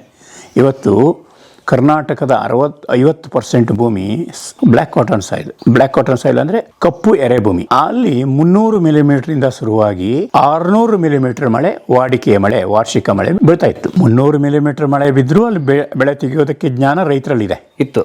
ನೀವು ಯಾವುದೇ ಪ್ರದೇಶ ಹೋಗಿ, ಚಿತ್ರದುರ್ಗದ ಬಾಂಡ್ರಾವಿಯ ಯಾವುದೋ ಊರಿಗೆ ಹೋಗಿ ರೈತನ ಮಾತಾಡಿಸಿ ಮೈಕ್ ಹಿಡೀರಿ, ಎಷ್ಟು ಥರ ಬೆಳೆ ಬೆಳೀತಾ ಇದ್ದೆ ಅಂತ ಕೇಳಿ ಒಂದು 20 ಜಾತಿ ಬೆಳೆ ಹೇಳ್ತಾನೆ. ಹಳೆ ಅಜ್ಜನ ಮಾತಾಡಿಸಿ ಹೇಳ್ತಾನೆ. ಅಕ್ಕಡಿ ಸಾಲಿನ ಕಥೆಗಳನ್ನೆಲ್ಲ ಹೇಳ್ತಾನೆ. ಎಲ್ಲ ಕಡೆ ಇದೆ ಈ ಜ್ಞಾನ. ಬಳ್ಳಾರಿಗೆ ಹೋಗಿ ಎಲ್ಲ ಕಡೆ ಹೋಗಿ ಹೇಗೆ ಅಕ್ಕಡಿ ಬೇಸಾಯದ ಕ್ರಮಗಳಿತ್ತು ಅಂತೆಲ್ಲ ಹೇಳ್ತಾನೆ. ಅಲ್ಲೆಲ್ಲೋ ಅಂತರದೇ ಜಾಗಕ್ಕೆ ನೀರು ಕೊಟ್ಬಿಟ್ರೆ, ಮಣ್ಣಿಗೆ ನೀರು ಕೊಟ್ಟರೆ, ಈ ಬ್ಲ್ಯಾಕ್ ಕಾಟನ್ ಸಾಯಿಲ್ ದೊಡ್ಡ ಸಮಸ್ಯೆ ಏನಂದರೆ, ಜಾಸ್ತಿ ಮಳೆ ಬಂದರೆ ಆಗಲ್ಲ. ಅದಕ್ಕೆ ಮಣ್ಣು ಕೆಳಗಡೆ ಇದ್ದ ಉಪ್ಪಿನಂಶ ಮೇಲ್ಗಡೆ ಬಂದ್ಬಿಡುತ್ತೆ, ಮೇಲೆ ತೇಲ್ಬಿಡುತ್ತೆ, ವೈಟ್ ಆಗಿಬಿಡುತ್ತೆ ಭೂಮಿ. ಅಲ್ಲಿ ಬೆಳೆ ಬೆಳೆಯಲ್ಲ. ಈಗ ಭೂಮಿ ಏನಾದರೂ ಬೆಳೆ ಬೆಳಿಬೇಕು ಅಂದರೆ ಮಣ್ಣು ಫಲವತ್ತಾಗಿರ್ಬೇಕಲ್ಲ. ಮಣ್ಣಿನ ಫಲವತ್ತಿಕೆ ಬಗ್ಗೆ ನೀರಾವರಿಯ ಯೋಜನೆ ಮಾಡೋರು ಯಾರು ಯೋಚನೆ ಮಾಡಲೇ ಇಲ್ಲ. ಹಾಗಾಗಿ ಭತ್ತ ಬೆಳೆಯೋರು ಸೋಲ್ತಾ ಇದ್ದಾರೆ. ಕಬ್ಬು ಆರಂಭದಲ್ಲಿ 80-100 ಟನ್ ಆಯಿತು ಅಂತ ಪತ್ರಿಕೆಯಲ್ಲಿ ಸುದ್ದಿ ಆಯಿತು. ಈಗ ನೀವು ಬೆಳಗಾವಿ, ಚಿಕ್ಕೋಡಿಯ ಆ ಪ್ರದೇಶ ಒಳಗಡೆ ಹೋಗ್ಬಿಟ್ರೆ, ನೀವು ಅಲ್ಲಿ ಹೋಗ್ಬಿಟ್ರೆ ಈ ಒಂದು 20 ಟನ್ನು 25 ಟನ್ನು ಆಗೋದಿಲ್ಲ. ಈಗ ಶುಗರ್ ಬೀಟ್ ಅಂತ ಬೆಳೆಯನ್ನು ಬೆಳೆಯೋಕೆ ಹೊರಟಿದ್ದಾರೆ ಅವರಿಗೆ. ಸಕ್ಕರೆ ಕಾರ್ಖಾನೆ, ಸಕ್ಕರೆ ಉತ್ಪಾದನೆಗೆ ಕಬ್ಬು ಬಿಟ್ಟು ಬೇರೆದಕ್ಕೆ ಹೋಗ್ತಾ ಇದ್ದಾರೆ. ಯಾವಾಗ ಕಬ್ಬು 40-45 ಟನ್ಗಿಂತ ಜಾಸ್ತಿ ಆಗುತ್ತೆ ಎಕರೆಗೆ, ಆಗ ಸ್ವಲ್ಪ ರೈತನಿಗೆ ದುಡ್ಡು ಸಿಗುತ್ತೆ. 20-25 ಟನ್ ಆದರೆ ಅವ್ನಿಗೆ ಏನು ಪ್ರಯೋಜನ, ಏನೂ ಇಲ್ಲ. ಆದರೆ ಆ ಥರ ಭೂಮಿಗಳು ಹಾಳಾಗ್ತಾ ಇವತ್ತು ಜನ ಕಬ್ಬಿನಿಂದ ಬೇರೆ ಕಡೆ ಬಾಳೆನೋ ಬೇರೆ ಮಾಡೋಕೊಟ್ರು, ಬೇರೆ ತೋಟ ಮಾಡಿಕೊಂಡ್ರು. ಅಲ್ಲಿ ಭತ್ತ ಬೆಳೆಯೋರು ಪಾಪ ಸೋಲ್ತಾ ಇದ್ದಾರೆ. ಇವತ್ತು ಕೃಷಿಯ ಮಾರ್ಗದರ್ಶನ ಮಾಡಬೇಕಲ್ಲ. ಇವತ್ತು ಯಾವ ಮೂಲ ನೆಲೆಯೂ ಭತ್ತ ಬೆಳೆಯೋದಾಗಿರಲಿಲ್ಲ, ಅವ್ರು ಬೇರೆ ಬೆಳೆ ಬೆಳೀತಾಯಿದ್ರು. ಆ ಬೆಳೆಗೆ ಒಳ್ಳೆ ಬೆಲೆ ಸಿಗ್ತಾ ಇರಲಿಲ್ಲ. ಹಾಗಾಗಿ ಅವರು ವಾಣಿಜ್ಯ ಬೆಳೆಯಾಗಿ ಭತ್ತವನ್ನು ತಂದರು. ಪಾಪ ರೈತರಿಗೆ ಬೇಕಲ್ಲ, ದುಡ್ಡು ಬೇಕಲ್ಲ ಎಲ್ಲರಿಗೂ, ಹಾಗೆ ಮಾಡ್ತಾ ಬಂದರು. ಆದರೆ ಮಣ್ಣಿನ ಬಗ್ಗೆ ಹೇಳೋರು ಯಾರು? ವಿಜ್ಞಾನಿಗಳವ್ರು ಹೇಳಿದ್ದಾರೆ. ಆದರೆ ನೆಲದಲ್ಲಿ ನಿಂತು ನೋಡಿದವ್ರು ಯಾರೂ ನೋಡಿಲ್ಲ. ನಾವು ಕಾಲುವೆ ತೆಗೆದು ಕಾಂಕ್ರೀಟ್ ಇವತ್ತು ಕೂಡ ತುಂಗಾಭದ್ರ ಇದೇನು ನೀವು ದೇವದುರ್ಗ ಕಡೆಗೆ ಮುಂದೆ ಇದಕ್ಕೆಲ್ಲ ಹೋಗಿ ಸಿಂಗಡದಿನ್ನಿ ಆ ಕಡೆ ಎಲ್ಲ ಹೋಗಿ ಪಾಪ 40 ವರ್ಷಗಳಿಂದ ನೀರು ಬರ್ತದೆ ಅಂತ ಕಾಲುವೆ ನೋಡ್ಕೊಂಡೇ ಕಳೆದಿದ್ದಾರೆ ಅವರು. ಬಂದಿಲ್ಲ ನೀರು. ಸಿಂಗಡದಿನ್ನಿ ಅಂತ ದೇವದುರ್ಗದ ಏನು ಇದ್ರ ಪ್ರದೇಶ ಇದೆ, ಪಾಪ ಹಳ್ಳಿಯವ್ರಿಗೆ ಬಂದೇ ಇಲ್ಲ. ಅದ್ರ ಕಾಲುವೆ ಹಾಕ್ತಾನೆ ಇದ್ದಾರೆ. ಕಾಲುವೆ ಇವು ಪ್ರತಿ ಸರಿ ಉದ್ಘಾಟನೆ ಆಗ್ತಾನೆ ಇರ್ತದೆ. ಕಾಂಕ್ರೀಟ್ ಕಾಲುವೆಗಳು ಹೋಗೋದಿಲ್ಲ, ನೀರು ಹರಿಯಿಲ್ಲ. ನೀವು ಎಂಥ ಕಾಲುವೆ ತೆಗಿತಾ ಇದ್ದೀರಿ, ಏನು ಮಾಡ್ತಾ ಇದ್ದೀರಿ ಕೇಳಿದ್ರೆ ಗೊತ್ತಿಲ್ಲ. ಹೌದು, ಈಗ ಎತ್ತಿನೊಳೆ ಪೈಪು ಎಷ್ಟು ನೀರು ಕೊಡ್ತೀಗ ಇವತ್ತು? ನಾವು ಆರಂಭದಲ್ಲಿ ಹೋಗಿ ನೋಡಿದ್ವಲ್ಲ, ಬಸ್ಸೇ ಹೋಗುವಷ್ಟು ದೊಡ್ಡ ಪೈಪ್ ಹಾಕಿದ್ರು. ಆ ಪೈಪ್ಗಳೇ ಹಾಳಾಗೋಯ್ತು, ಹೊಸ ಪೈಪ್ ತಂದು ಹಾಕಿದ್ದಾರೆ ಈಗ. ಆದರೆ ನಾನು ಪ್ರಶ್ನೆ ಇರೋದು, ಅಷ್ಟು 35 TMC ನೀರು ಕೊಡ್ತೀನಿ ಅಂತ ಹೇಳೋರಿಗೆ 13-12 TMCನೂ ತೊಗೊಂಡು ಹೋಗೋಕ್ಕಾಗುತ್ತಾ ಇಲ್ಲೋದು ಡೌಟ್ ಇದೆ. ನಾನು ಹೇಳೋದೇನು ಅಂದರೆ, ಪಾಪ ಕೋಲಾರದಲ್ಲಿ ಸೋತಿದ್ದಾರೆ, ಚಿಕ್ಕಬಳ್ಳಾಪುರ ಸೋತಿದ್ದಾರೆ, ನೀರಿಲ್ಲ ಅಲ್ಲಿ. ಯಾಕೆಂದರೆ ನೀರಿನ ಬಳಕೆ ಜಾಸ್ತಿ ಆಗಿದೆ. ಈಗ ಬರಗಾಲ ಬೇರೆ ಇದೆ, ಆದರೆ ಮಳೆ ಜಾಸ್ತಿ ಆಗಿದೆ ಅಲ್ಲಿ. 800 ಮಿಲಿಮೀಟ್ರ್ ಮಳೆ ಆಗುವಲ್ಲಿ 1200 ಮಿಲಿಮೀಟ್ರ್ ಮಳೆ ಆಗುತ್ತೆ ಕೋಲಾರದಲ್ಲಿ. ಆ ಕೋಲಾರದ ಕೆರೆ ನೀರಾವರಿಯ ತಾಂತ್ರಿಕತೆಯನ್ನು ಸ್ವಲ್ಪ ಓದ್ಕೋಬೇಕಿತ್ತಲ್ಲ ಅವರು. ಹಿಂದಿನವ್ರ ಪದ್ಧತಿ ಓದ್ಕೋಬೇಕಿತ್ತಲ್ಲ. ಅಲ್ಲಿ ಹಳ್ಳದಲ್ಲೇ ಕೆರೆ ಮಾಡ್ತಾ ಹೋಗಿದ್ದಾರೆ ನೋಡಿ. ಸರಣಿ ಕೆರೆಗಳನ್ನು ಅದ್ಭುತವಾಗಿ ಮಾಡಿದ್ದಾರೆ. ಕೋಲಾರದ ಕೆರೆಗಳನ್ನು ನೋಡ್ತಾ ಹೋದರೆ ಎಷ್ಟು ಚೆನ್ನಾಗಿ ಕೆರೆ ಮಾಡಿದ್ದಾರೆ ಅಂತ ಗೊತ್ತಾಗುತ್ತದೆ. ಅಲ್ಲಿ ಮರಳು ಜಾಸ್ತಿ ಸಿಕ್ತು ಕೆರೆಯಲ್ಲಿ, ಹಳ್ಳದಲ್ಲಿ. ಅದನ್ನು ಎತ್ತಿ ಬೆಂಗಳೂರು ಬೆಳೆತು, ಕೋಲಾರ ಬಡವಾಯಿತು. ಪಾಪ ಟೊಮೆಟೊ ಬಂತು, ಟೊಮೆಟೊಕ್ಕೆ ನೀರು ಬೇಕಲ್ಲ, 3 ತಿಂಗಳು ಬೆಳೆ ನೀರು ಬೇಕು. ಇವತ್ತು ಹೆಚ್ಚು ಕಡಿಮೆ 185 ಲಾರಿಗಳು ದಿನಕ್ಕೆ ಎಷ್ಟೋ ಟನ್ ಗಟ್ಟಲೆ ಟೊಮೆಟೊ ತುಂಬಿಕೊಂಡು ದೇಶದ ಬೇರೆ ಬೇರೆ ಭಾಗಕ್ಕೆ ಹೋಗ್ತವೆ. ಉತ್ಪಾದನೆ ಚೆನ್ನಾಗಿದೆ. ಆದರೆ ಗೆಲ್ಲೋದು ಹೇಗೆ ಅಂದರೆ, ಬೇರೆ ಕಡೆ ಮಳೆ ಬಂದು ಟೊಮೆಟೊ ಹಾಳಾಗೋದಲ್ಲ, ಆದಾಗ ನಮ್ಮ ಕೋಲಾರದ ಬೆಳೆಗಾರರಿಗೆ ದುಡ್ಡು ಸಿಗ್ತದೆ. ಎಲ್ಲಿ 3 ದಿವಸ ಚೆನ್ನಾಗಿ ಮಳೆ ಆಯಿತು, ಆ ಪ್ರದೇಶದ ಟೊಮೆಟೊ ಹಾಳಾಗುತ್ತೆ. ಆಂಧ್ರದಲ್ಲಿ ಹಾಳಾಗುತ್ತೆ, ಮಹಾರಾಷ್ಟ್ರದಲ್ಲಿ ಹಾಳಾಗುತ್ತೆ, ಆಗ ಕೋಲಾರ ಜನ ಬದುಕ್ತಾರೆ. ಅಂದರೆ ಅಧಿಕ ಉತ್ಪಾದನೆ ಆಗಿದೆ. ನಾವು ಯಾವುದೂ ವೈಜ್ಞಾನಿಕವಾಗಿ ಬೆಳೆ ಬಗ್ಗೆ ನೋಡಿಲ್ಲ, ನೀರಾವರಿ ಬಗ್ಗೆ ನೋಡಿಲ್ಲ, ಆ ಕಾಲುವೆ ಮಾಡೋವನ್ನು ನೋಡಿಲ್ಲ, ಮಣ್ಣು ನೋಡಿಲ್ಲ, ಏನು ನೋಡಿಲ್ಲ. ಈ ಮಳೆ ಒಂದು ಲೆಕ್ಕ ಇದೆ, ಹೆಂಗೆ ಬರ್ತದೆ ಅಂತ ಗೊತ್ತಿದೆ ನಮಗೆ. ನಾವು ಯಾಕೆ ಮಳೆ ಅಳಿತೀವಿ ಹೇಳಿ? ಪ್ರತಿ ದಿವಸ ನೀವು ಪತ್ರಿಕೆ ಓದ್ತಿರಲ್ಲ, ಇವತ್ತು ಎಷ್ಟು ಮಳೆ ಆಯಿತು, ಆ ಗುಂಬೆಯಲ್ಲಿ ಇಷ್ಟು ಮಳೆ ಆಯಿತು, ಇದಿಷ್ಟು ಆಯಿತು ಅಂತ, ಸೆಂಟಿಮೀಟರ್ ಅಂತ. ಹೌದು, ಆ ಮಳೆ ಅದ್ರ ಲೆಕ್ಕ ಹಾಕೋಬೇಕು ನಾವು. ಒಂದು ಚದರ ಮೀಟರ್ ಜಾಗದಲ್ಲಿ ಇವತ್ತು 1 ಮಿಲಿಮೀಟರ್ ಮಳೆ ಬಿದ್ದಿದೆ ನಮ್ಮೂರಲ್ಲಿ ಕಳವೆಯಲ್ಲಿ ಅಂತಂದರೆ, 1 ಸ್ಕ್ವೇರ್ ಮೀಟರ್ ಜಾಗದಲ್ಲಿ 1 ಲೀಟರ್ ನೀರು ಬಿದ್ದಿದೆ ಅಂತ ಅರ್ಥ. ಅದನ್ನೇ ನೀವು ಎಕರೆಗೆ ಕನ್ವರ್ಟ್ ಮಾಡಿದಾಗ ಎಷ್ಟು ಲೀಟರ್ ಆಗುತ್ತೆ ಅಂತ ನೋಡಬೇಕು. 1 ಎಕರೆ ಕನ್ವರ್ಟ್ ಮಾಡಿದಾಗ ಎಷ್ಟಾಗುತ್ತೆ? 4-5 ಸಾವಿರ ಲೀಟರು ಬಿದ್ದಿರುತ್ತೆ. ಅಷ್ಟು ಲೀಟರ್ ನೀರು ಹಾಗೆ ವರ್ಷಕ್ಕೆ 500, 600, 1000, 2000, 3000 ಮಿಲಿಮೀಟರ್ ಮಳೆ ಬೀಳುವಲ್ಲಿ ಬಿದ್ದ ನೀರೆಲ್ಲ ಏನಾಗುತ್ತೆ ಅಂತ ನೋಡಬೇಕು. ಮಳೆಯ ದಿನಗಳಿದೆ, 114 ದಿವಸ ಬರುತ್ತೋ, 80 ದಿವಸ ಬರುತ್ತೋ, 60 ದಿವಸ ಬರುತ್ತೋ, ಹಿಂಗಿರುತ್ತೆ ವರ್ಷದಲ್ಲಿ. ಆ ನೀರಿನ ಲೆಕ್ಕ ನೋಡಿಕೊಂಡು ಹಿಂದೆ ಜನ ಕೆರೆ ಮಾಡಿದರು, ಅಪಾಯ ಆಗಲಿ. ಅವರಿಗಿದ್ದ ತಂತ್ರಜ್ಞಾನ ಅದು, ಅವ್ರಿಗಿದ್ದ ದೇಸಿ ಜ್ಞಾನ. ಕಣಿವೆಯಲ್ಲಿ ಏನು ಗುರುತ್ವಾಕರ್ಷಣ ಶಕ್ತಿಯಿಂದ ಇಳಿಜಾರು ಹೆಂಗೆ ನೀರು ಹರಿತಾ ಇತ್ತಲ್ಲ, ಅಲ್ಲೇ ಕೆರೆ ಮಾಡಿದರು. ಆಯಕಟ್ಟಿನ ಜಾಗದಲ್ಲಿ ನೀರು ನಿಲ್ಲಿಸಿದರು, ಸದೃಢವಾದಂಥ ದಂಡೆಯನ್ನು ಕಟ್ಟಿದರು, ಬೇರೆ ಬೇರೆ ರೀತಿಯಲ್ಲಿ ಮಾಡಿದರು. ಅದಕ್ಕೆ ಅಂತರ್ಜಲ ಏರಿಸಿದರು, ಮೀನು ಬದುಕ್ತು, ಪಕ್ಷಿಗಳು ಬದುಕು, ದನಕರು ನೀರು ಕೊಡ್ತು, ಅಲ್ಲಿ ಬೇರೆ ಬೇರೆ ಸಸ್ಯಗಳು ಬೆಳೆದವು. ಇಡೀ ಆವರಣ ಚೇಂಜ್ ಆಯಿತು. ಒಂದು ನೀರಿನ ಮೂಲ ಆಯಿತು, ಮೊತ್ತ ನಿಂತಿದೆ ಅಂತಂದರೆ ಇಡೀ ಪರಿಸರ ಬದಲಾಗುತ್ತಲ್ಲ. ಅಂಥ ಜಾಗದಲ್ಲಿ ಒಂದು ಕೆರೆ ಇದೆ ಅಂದರೆ ನಿಮ್ಗೆ ಖುಷಿ ಆಗುತ್ತೆ ಅಲ್ವಾ? ಅಂಥ ಜಾಗದಲ್ಲಿ ನಾವು ಕೆರೆಯನ್ನು ಮರೆತು ಕಾಲುವೆ ಮೂಲಕ ಕೊಡೋಕೆ ಹೋದಾಗ, ಇವರು ಡಿಸೆಂಬರ್ 15ಕ್ಕೆ ನೀರು ಬಿಡ್ತಾರೆ ಅಂದರೆ ಮಾತ್ರ ಕಾಲುವೆಯಲ್ಲಿ ನೀರು ಬರ್ತದೆ. ಅವತ್ತು ಯಾರೋ ಅಡಿಕೆ ಹಚ್ಚಿದ ಅಂದರೆ ಪಂಪ್ ಸೆಟ್ಗಳೆಲ್ಲ ಕಾಲುವೆಯಲ್ಲೇ ಹತ್ತು ಬಿಡ್ತವೆ. ಇವತ್ತು ನೋಡ್ತೀವಿ ನಾವು, ಪಾಪ ಚನ್ನಗಿರಿ ತೊಗೊಂಡೋಗಿ ಪಂಪ್ ಹಾಕಿರ್ತಾರೆ. ಚನ್ನಗಿರಿಯಲ್ಲೆಲ್ಲ ಪಾಪ ಅವ್ರಿಗೆ ತೋಟಕ್ಕೆ ನೀರಿಲ್ಲ, ಏನು ಮಾಡ್ತಾರೆ? ಅಲ್ಲ, ಎತ್ಕೋಬೇಕು ಅಲ್ವಾ? ಈಗ ನಮಗಿರೋದೇನು ಅಂದರೆ, ನಾವು ಮೊದಲು ನಮ್ಮ ನೆಲವನ್ನು ನೋಡೋದಕ್ಕೆ ಕಲಿಸ್ಬೇಕಿತ್ತು, ನಮ್ಮ ಕೆರೆ ನೋಡೋದಕ್ಕೆ ಕಲಿಸ್ಬೇಕಿತ್ತು, ನಮ್ಮ ಕಾಡು ನೋಡೋದು ಕಲಿಸ್ಬೇಕಿತ್ತು. ಸರ್ಕಾರ ಸ್ವತಃ ತಾನೇ ಕಾಲ್ಬುಡದಲ್ಲಿ ಏನು ಕೆರೆ ನೋಡಿಲ್ಲ, ಬೆಂಗಳೂರಲ್ಲಿ ಕೂತ್ಕೊಂಡೇ ಅಲ್ವಾ ಆಡಳಿತ ನಡೆಯೋದು. ಈಗ ನೋಡಿ, ಮೊನ್ನೆ ಬಫರ್ ಝೋನನ್ನು ಕಡಿಮೆ ಮಾಡಿದ್ದಾರೆ ಅವರು. ಯಾವ ಬಫರ್ ಝೋನು? ಕೆರೆಗಳ ಸುತ್ತಲೂ ಎಷ್ಟು ಜಾಗ ಇರಬೇಕು ಅನ್ನೋದನ್ನು ಕಡಿಮೆ ಮಾಡಿದ್ದಾರೆ ಅವರು. 10 ಮೀಟ್ರು, 5 ಮೀಟ್ರು, 12 ಮೀಟ್ರು, 20 ಮೀಟ್ರು ಅಂತ ಹೇಳ್ತಾ ಇದ್ದಾರೆ. ದೊಡ್ಡ ದೊಡ್ಡ ಕೆರೆಗಳ ವಿಸ್ತೀರ್ಣದ ಹಿನ್ನೆಲೆಯಲ್ಲಿ ಅತಿಕ್ರಮಣಕ್ಕೆ ಅವಕಾಶ ಆಯಿತು, ಬಿಲ್ಡಿಂಗ್ಗಳು ಬರ್ತವೆ, ಕೆರೆ ಮಾಲಿನ್ಯಕ್ಕೆ ಕಾರಣ ಆಯಿತು, ಕೆರೆಗೆ ನೀರೇ ಬರೋದಿಲ್ಲ, ಕೆರೆ ಮುಚ್ಚುವ ಕೆಲಸ ಆಟ ನಡೀತಾ ಇದೆ. ಈಗ ಇವರಿಗೆ ನದಿ ತೀರವಾಗಿ ಎತ್ತಿನೊಳೆ ನೀರು ಬರಬೇಕು, ನದಿ ತೀರವಾಗಿ ಬೇಡ್ತಿ ನೀರು ಬರಬೇಕು, ಅಘನಾಶಿನಿ ನೀರು ಬರಬೇಕು, ಮತ್ತೊಂದು ನೀರು ಬರಬೇಕು ಅಂತಂದರೆ, ಇರೋ ಕಾಲ್ಬುಡದ ಕೆರೆಯನ್ನು ಚೆನ್ನಾಗಿ ಹೇಗೆ ಇಟ್ಕೋಬೇಕು ಅನ್ನೋದನ್ನು ಆಡಳಿತ ನೋಡಬೇಕಿತ್ತು. ನಾನು ಯಾವಾಗಲೂ ಹೇಳೋದೇನು, ಬೆಂಗಳೂರು ಅಷ್ಟೆಲ್ಲ ದೊಡ್ಡ ನಗರ ಏನು ಮುಖ್ಯಮಂತ್ರಿ ಆದಿಯಾಗಿ ಎಲ್ಲರೂ ಅಲ್ಲೇ ಇರ್ತಾರಲ್ಲ, ಅಂಥ ಕೆರೆಯಲ್ಲಿ ಬೆಂಕಿ ಬೀಳುವಾಗ ನೋಡ್ಕೋತಾರಲ್ಲ. ಬೆಳ್ಳಂದೂರು ಕೆರೆಗೆ ಬೆಂಕಿ ಬಿದ್ದಿದೆ, ಹೌದು, ಮಾಲಿನ್ಯದಿಂದ ಎಲ್ಲ ರಾಸಾಯನಿಕ ತುಂಬಿ. ಅದು ಆಡಳಿತದ ಮುಖನೂ ಹೇಳ್ತದೆ. ನಿಮ್ಮ ಆಡಳಿತದ ಮುಖ ಹೇಗಿದೆ ನೀರಿನ ವಿಚಾರದಲ್ಲಿ, ಪರಿಸರದ ವಿಚಾರದಲ್ಲಿ ಅನ್ನೋದನ್ನು ಅದು ತೋರಿಸ್ತದೆ. ನಿಮ್ಮ ಕೆರೆಗಳಿಗೆ ಬೆಂಕಿ ಬೀಳುವಾಗೆ, ಕಾಡು ನಾಶ ಮಾಡುವಾಗ ನೋಡಿ, ವನ್ಯಜೀವಿಗಳ ಪಾಪ ಸಂಘರ್ಷ ಎಷ್ಟು ಹೆಚ್ಚಾಗಿದೆ. ಇದಕ್ಕೆಲ್ಲ ಕಾರಣ ಏನು? ನಮ್ಮ ಒಂದು 150 ವರ್ಷಗಳ ಅರಣ್ಯಾಭಿವೃದ್ಧಿಯ ನೀತಿಗಳೇ ಅಲ್ಲ. ಘೋಷಣೆ ಮಾಡಿಬಿಡ್ತೀವಿ ಎಲ್ಲ ಕಡೆ, ವನ್ಯಜೀವಿ ಸಂರಕ್ಷಣೆ ಕಾನೂನು ಎಲ್ಲ ಬಿಗಿ ಮಾಡ್ತೀವಿ. ಪಾಪ ಅವಕ್ಕೆ ಆಹಾರ ಏನು ಬೇಕೋ ಅದನ್ನ ಮೂಲ ನೆಲೆಯಲ್ಲಿ ಇರುವಾಗ ನೋಡ್ಕೊಂಡೇ ಇಲ್ಲ, ಛಿದ್ರೀಕರಣ ಮಾಡಿದ್ದೀವಿ. ಅಂದರೆ ಎಲ್ಲ ಅವೈಜ್ಞಾನಿಕ ನೀತಿಗಳ. ಇಲ್ಲಿ ಈ ವೈಜ್ಞಾನಿಕ ನೀತಿಗಳು ಹೇಗೆ? ಅನುಭವದ ಮೂಲಕ ಪಾಠ ಕಲಿಬೇಕಲ್ವಾ? ನೀವು ಯಾವುದೇ ವಿಷಯವನ್ನು, ನೀವು ಒಂದು ರಸ್ತೆಯಲ್ಲಿ ಹೋಗ್ತೀರಿ, ಎಡವಿ ಬೀಳ್ತೀರಿ ಅಂದರೆ ನೋಡಿ ಅಲ್ಲೂ ಕಲ್ಲಿದೆ ಅಂತ ನಿಮ್ಗೆ ಗೊತ್ತಿರುತ್ತೆ, ಎಡಬಾರ್ದು. ಎಷ್ಟನೇ ಇಸ್ವಿಯಿಂದ ನಮ್ಮ ಆಡಳಿತ ಶುರುವಾಗಿದ್ದು? ಏನು 1845 ಅಂತ ಕಾಣುತ್ತೆ. ಅವತ್ತಿಂದ ಶುರುವಾಯಿತು ಅರಣ್ಯ ಇಲಾಖೆ, ಪ್ರೀ ಇಂಡಿಪೆಂಡೆನ್ಸ್. ಅಲ್ಲಿಂದ ಶುರುವಾದ ಇಲಾಖೆ ಇಲ್ಲಿವರೆಗೆ ಇದರಲ್ಲಿ ನೀರು ಮತ್ತು ಕಾಡಿಗಾಗಿ ಏನು ಮಾಡಬೇಕು ಅಂತ ಕಲ್ತ್ಕೋಬೇಕಿತ್ತು. ಅದು ಪಾಠ ಕಲ್ತಿದ್ಯಾ? ಇವತ್ತು ಪ್ರಯೋಗಕ್ಕೆ ಆಟ ಆಡ್ತಾನೆ ಇದ್ದಾರೆ. ಹಾಗಾಗಿ ನಾವೇನು ಹೇಳ್ತೀವಲ್ಲ, ಅನುಭವದಿಂದ ಕಲಿಬೇಕು. ನೀವು ಬುದ್ಧಿವಂತರಾಗೋದು ಹೇಗೆ? ಅನುಭವದ ಮೂಲಕ ಬುದ್ಧಿವಂತರಾಗಬೇಕು. ಆದರೆ ದಡ್ಡತನ ಎದ್ದು ಕಾಣ್ತಾ ಇದೆ.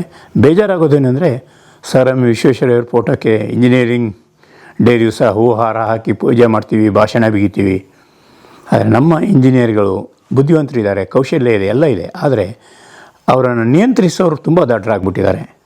ಅವರು ಬೇರೆದನ್ನೇ ನೋಡ್ತಾರೆ. ಹಾಗಾಗಿ ಒಳ್ಳೆಯದು ಮಾದರಿಗಳನ್ನು ಏನು ಹುಡುಕಬೇಕಲ್ಲ, ಆ ಹುಡುಕುವವರ ಕೊರತೆ ಇದೆ. ಹಾಗಾಗಿ ಈ ಎಲ್ಲ ಪರಿಸರದ ಈ ನದಿ ತಿರುವು ಯೋಜನೆ ಆಗಿರ್ಬೋದು, ಮತ್ತೊಂದು ಕೆರೆ ಮುಚ್ಚೋ ಕಾರ್ಯಕ್ರಮಗಳಾಗಿರ್ಬೋದು, ಅರಣ್ಯ ನಾಶದ ಕಾರ್ಯಕ್ರಮ, ಈ ಥರದ್ದೇ ಜಾಸ್ತಿ ಬರ್ತವೆ. ಅಂದರೆ ಈ ನದಿಗಳನ್ನು, ಪಶ್ಚಿಮ ಘಟ್ಟದಲ್ಲಿ ಹರಿತಿರೋ ನದಿಗಳನ್ನು ತಿರುಗಿಸದೆ ಅವರವರ ಊರುಗಳಲ್ಲಿದ್ದಂತಹ ಕೆರೆಗಳನ್ನೇ ಬಲಪಡಿಸ್ಕೊಂಡು ಅವುಗಳು ನೀರು ಬರೋ ಹಾಗೆ ಮಾಡಿಕೊಂಡು ಅದನ್ನೇ ಬಳಸ್ಕೊಳ್ಳೋಕೆ ಶುರು ಮಾಡಿದ್ರೆ ಈ ಯೋಜನೆಗಳೆಲ್ಲ ಬೇಕಾಗಿಲ್ಲ. ಇಲ್ಲ, ಹಾಗೆ ಹೇಳೋದಿಲ್ಲ ನಾನು. 2-3 ಥರ. ಮೊದಲು ನೀವೇ ಎಲ್ಲಿ ಕಳ್ಕೊಂಡಿದ್ದೀರೋ ಅಲ್ಲಿ ಅದನ್ನು ಹುಡುಕಬೇಕು. ನಿಮ್ಮೂರಲ್ಲಿ ನೀವೇನೋ ಒಂದು ವಸ್ತು ಕಳ್ಕೊಂಡಿರ್ತೀರಿ, ಮೊದಲು ಅಲ್ಲಿ ಹುಡುಕುವ ಪ್ರಯತ್ನಗಳಾಗಬೇಕು. ಸಿಗಲಿಲ್ಲ ಅಂತಂದರೆ ಬೇರೆ ಕಡೆ ನೋಡೋಣ. ಇವರು ಹುಡುಕುವ ಪ್ರಯತ್ನದಲ್ಲೇ ಸೋಲಾಗಿರ್ತದೆ ಹೊರತು ಮೂಲದಲ್ಲಿ ಒಂದು ಕೆರೆಯನ್ನು ಹೂಳು ತೆಗೆಯೋದು ಒಂದು ಇದೆಯಾ ಅಲ್ವಾ? ಹೂಳು ತೆಗಿತಾರಲ್ಲ, ನಿಮ್ಮೂರ ಕೆರೆಗೆ ಒಂದು 10 ಕೋಟಿ ರೂಪಾಯಿ ಹೂಳು ತೆಗೆಯೋ ಕಾರ್ಯಕ್ರಮ ಇದೆ ಅಂತ ತಿಳ್ಕೊಂಡು, ಯಾವುದೋ ಒಂದು ಕೆರೆ ಇದೆ ನಿಮ್ಮದು, ಒಂದು 100 ಎಕರೆ ಕೆರೆ ಇದೆ, 10 ಕೋಟಿ ರೂಪಾಯಿ ಕೊಟ್ಟಿದ್ದಾರೆ. ಹೂಳು ತೆಗೆಯೋದು ಅಂದರೆ ಏನು ಹೇಳಿ?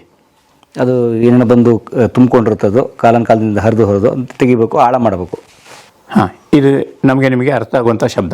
ಅಂದರೆ ಮಣ್ಣನ್ನು ತೆಗಿಬೇಕು, ಆಚೆ ಹಾಕಬೇಕು, ಕೆರೆಯಲ್ಲಿ ಜಾಸ್ತಿ ನೀರು ನಿಲ್ಲುವಾಗ ಮಾಡಬೇಕು. ಹೌದು. 80ನೇ ಇಸ್ವಿಯಿಂದ ಕರ್ನಾಟಕ ಹೂಳು ತೆಗೆದಿದೆಯಲ್ಲ, ಎಷ್ಟು ಹಣವನ್ನು ವಿನಿಯೋಗಿಸುತ್ತೆ ಹೂಳು ತೆಗೆಯೋದಕ್ಕೆ? ಹೂಳು ತೆಗೆಯೋದಕ್ಕೆ ಅಂತ ವಿನಿಯೋಗವಾದ 50-100 ಕೋಟಿ ರೂಪಾಯಿಯಲ್ಲಿ 10% ಭಾಗ ಮಾತ್ರ ಈ ನೀವು ಹೇಳಿದ ಕೆಲಸ ಇದೆಯಲ್ಲ ಅದಕ್ಕೆ ವಿನಿಯೋಗ ಆಗುತ್ತೆ. ಉಳಿದಿದ್ದು ಕಾಂಕ್ರೀಟ್ ಕಾಮಗಾರಿ ಕಟ್ಟೋಕ್ಕೆ, ಕಾಲುವೆ ಕಟ್ಟೋಕ್ಕೆ, ತೂಬು ಕಟ್ಟೋಕ್ಕೆ, ಪೈಪ್ ಹಾಕೋಕ್ಕೆ, ಏನು ಜಲಾನಯದ ಬೇರೆ ಬೇರೆ ಕೆಲಸಕ್ಕೆ ಖರ್ಚು ಮಾಡಿಬಿಡ್ತಾರೆ ಅವರು. ಕೆರೆಯನ್ನು ಆಳ ಮಾಡಿ ಹೆಚ್ಚು ನೀರು ನಿಲ್ಲುವಾಗೆ ಮಾಡೋದು ನಮ್ಮ ಮೊದಲ ಕೆಲಸ ಆಗಿತ್ತು. ಇವರು ಆಳವಾಗಿ ಮಾಡೋದೇ ಇಲ್ಲ, 1 ಮೀಟ್ರ್ ತೆಗಿತಾರೆ ಅಷ್ಟೇ. ಯಾವುದೇ ಕೆರೆ, ಉದಾಹರಣೆ 1 ಕೋಟಿ ರೂಪಾಯಿ ಸ್ಯಾಂಕ್ಷನ್ ಆಗಿದೆ ಅಂದರೆ ಹೂಳು ತೆಗೆದಿಲ್ಲ ಸರಿಯಾ ಅಂತ ಜನ ಮಾತಾಡ್ತಾರೆ. ಇಂಜಿನಿಯರ್ ಕೇಳಿ, ಹೌದು ತೆಗೆದಿದ್ದೀನಿ, ಸರಿ ತೆಗೆದಿದ್ದೀನಿ ಅಂತ ಹೇಳ್ತಾನೆ ಅವನು. ಅವನು ಖರ್ಚು ಹಾಕೋಕೆ ಅವನಿಗಿರೋ ಅವಕಾಶನೇ 10 ಲಕ್ಷದಿಂದ 15 ಲಕ್ಷ ಮಾತ್ರ ಹೂಳು ತೆಗೆಯೋದಕ್ಕೆ. ಬೋರ್ಡು ಹೂಳು ತೆಗೆಯೋದಕ್ಕೆ ಅಂತಿರುತ್ತೆ. ಆದರೆ ಅವರೇನು ಉಳಿದಿದ್ದು ಹಣ ತಿಂತಾರೆ ಅಂತ ನಾನು ಹೇಳೋದಲ್ಲ. ಆದರೆ ಉಳಿದಿದ್ದನ್ನು ಬೇಡದ ಕಾಮಗಾರಿಗೆ ಯಾವುದು ಮುಖ್ಯನೋ, ನೀರು ನಿಲ್ಲೋದಕ್ಕಿಂತ ಮುಖ್ಯವಾಗಿ ಬೇಡದ್ದು ಏನು, ನೀರು ಹೋಗದೆ ನೀರೇ ನಿಲ್ಲದೆ ಕೆರೆಗಳಿಗೆ ಕಾಲುವೆ ಮಾಡ್ತಾರೆ, ನೀರೇ ನಿಲ್ಲದ ಜಾಗಕ್ಕೆ ಮತ್ತೇನೋ ಮಾಡ್ತಾರೆ. ಇದನ್ನು ಮೊದಲು ಬದಲಿಸಬೇಕಿತ್ತು. ಓಹೋ, ಈಗ ಬಜೆಟ್ನಲ್ಲಿ ನೀವು ಘೋಷಣೆ ಮಾಡಿ ನಿಮ್ದು ಯಾವುದೋ ಒಂದು ಕೆರೆ ಹೂಳು ತೆಗಿದ್ದಾರೆ ಅಂತ ಸರ್ಕಾರ ಕೊಟ್ಟಿದೆ ಅಂತಂದರೆ ನೀವೇನು ತುಂಬ ಖುಷಿಯಿಂದ ಕೆರೆ ಇದಾಗುತ್ತೆ ಅಂತ ತಿಳ್ಕೊಬೇಕು, ಆ ಸ್ಥಿತಿ ಇಲ್ಲ ಇವತ್ತು. ಯಾಕೆ ಅಂದರೆ ಇಡೀ ಇಲಾಖೆಯಲ್ಲಿ ಹೂಳು ತೆಗೆಯೋದಕ್ಕೆ ಆದ್ಯತೆ ಕಡಿಮೆ ಆಗಿದೆ. 1 ಎಕರೆ ಜಾಗದಲ್ಲಿ 1 ಮೀಟರ್ ಹೂಳನ್ನು ತೆಗೆದ್ರೆ, 1 ಎಕರೆ ಜಾಗದಲ್ಲಿ 1 ಮೀಟರ್ ಹೂಳನ್ನು ತೆಗೆದ್ರೆ 4046 ಕ್ಯೂಬಿಕ್ ಮೀಟ್ರ್ ಮಣ್ಣಾಗುತ್ತೆ. ಅದನ್ನು 1 ಕಿಲೋಮೀಟ್ರ್ ಒಳಗಡೆ ತಗೊಂಡೋಗಿ ಹಾಕೋದಕ್ಕೆ, ಒಣ ಮಣ್ಣಾಗಿದ್ದರೆ, ಕೆರೆ ಡ್ರೈ ಆಗಿ ಒಣಗಿತ್ತು ಅಂತಂದರೆ ಟ್ಯಾಕ್ಟ್ರಲ್ಲೋ ಟಿಪ್ಪರಲ್ಲೋ ತಗೊಂಡು ಹಾಕೋದಕ್ಕೆ 25ರಿಂದ 45 ರೂಪಾಯಿ ಖರ್ಚಾಗುತ್ತೆ 1 ಕ್ಯೂಬಿಕ್ ಮೀಟ್ರ್. ಒಂದು ಟಿಪ್ಪರ್ ಲೋಡು 3ರಿಂದ 4 ಅಥವಾ 5 ಕ್ಯೂಬಿಕ್ ಮೀಟ್ರ್ ಮಣ್ಣನ್ನು ತೊಗೊಂಡು ಹೋಗಿ ಹಾಕುತ್ತೆ. ಟ್ಯಾಕ್ಟ್ರಿಗಳು 2.5ರಿಂದ 3 ಕ್ಯೂಬಿಕ್ ಮೀಟ್ರ್ ತೊಗೊಂಡು ಹೋಗ್ತವೆ.